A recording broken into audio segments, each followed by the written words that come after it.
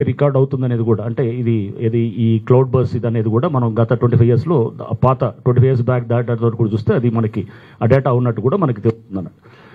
So అంటే ఒక రకంగా ఇప్పుడు ఇవన్నీ చెప్పడం ద్వారా ఏం చెప్పాలనుకుంటున్నామంటే, బేసికల్గా సిటీస్లో ఎక్కువ వర్షపాతం రికార్డ్ అవుతుంది. సబర్బ్స్ లైక్ మనకి మేడ్చల్లు లేదా అవతల బయట ఉన్న దానికన్నా కానీ సిటీస్లో ఎక్కువ అవుతుంది. సో దానికి కావాల్సినటువంటి అర్బన్ ఫ్లడ్ మేనేజ్మెంట్ ఇన్ఫ్రాస్ట్రక్చర్ అనేది కూడా చాలా కీలక పాత్ర పోషిస్తుంది అనమాట సిటీస్లో.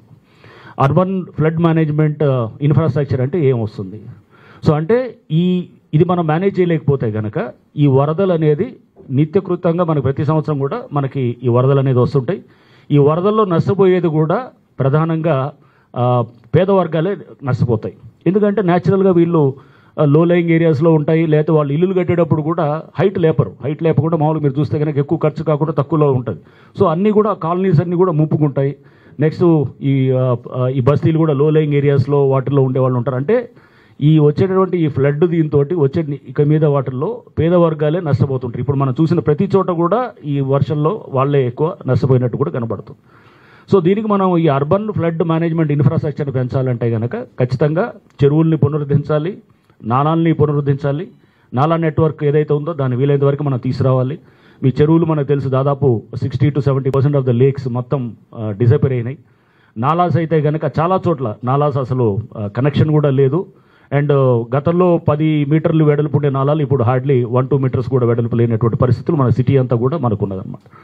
సో దీన్ని మనం నాలాల్లో పునరుద్ధరణ చేయటం అనే దాని మీద ఈ మనం అంటే నెక్స్ట్ 50 ఏళ్ళు 100 ఏళ్ళు సిటీ కనుక మనకి జాగ్రత్తగా కాపాడుకోవాలంటే కనుక సో దీన్ని తప్పకుండా మనం ఈ ఎంక్రోచ్మెంట్స్ని మనం చెక్ చేయాల్సిన అవసరం ఉంటుంది.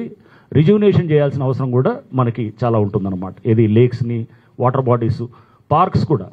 ఎందుకంటే వెజిటేషన్ చెట్లు ఉంటాయి, చెట్లు కూడా వీళ్ళు యాక్ట్ యాజ్ అది కూలింగ్ ఎఫెక్ట్ కోసం అనమాట.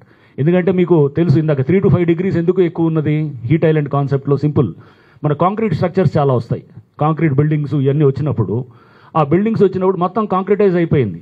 మొత్తం మీకు అది మనకి కోఎఫిషియంట్ ఆఫ్ రన్ ఆఫ్ అని ఉంటుందన్నమాట. ఆ కోఎఫిషియంట్ ఆఫ్ రన్ ఆఫ్ 0.98, 0.99 ఉందన్నమాట. అంటే 100 లీటర్లు వర్షం పడితే కనుక హార్డ్లీ 1 లీటరు నీళ్లు ఇంకుతాయి లోపలికి, తక్కిన 99 లీటర్లు బయట అట్లా పారి చెరువుల్లోగా లేకపోతే ఎక్కడ అంటే రోడ్ల మీద పారి డ్రైనేజీలకు వెళ్ళిపోవటం జరుగుతుందన్నమాట.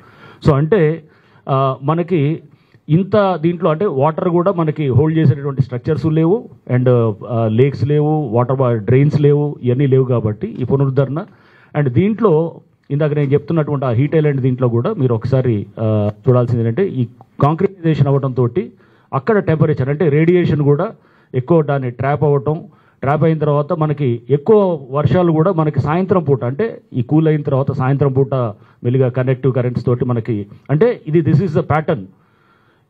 సబర్బ్స్ కన్నా